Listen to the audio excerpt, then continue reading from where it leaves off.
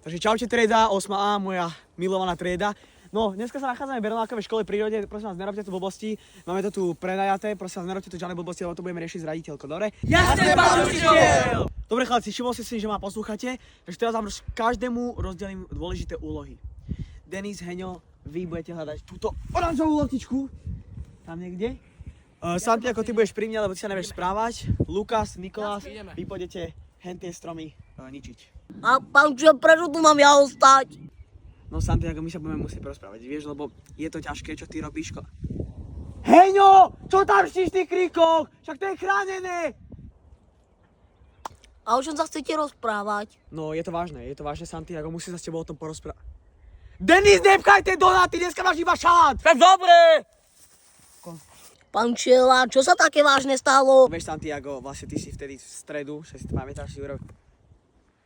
Nikolás! Nemá toho Lukasa! Však on paličky nohy! Tak počkajte na minúty ešte! Nej sú normálne. Martin, nemyslíš vážne, že ty lezeš na strom? Pán učiteľ, vy ako otvárate obu?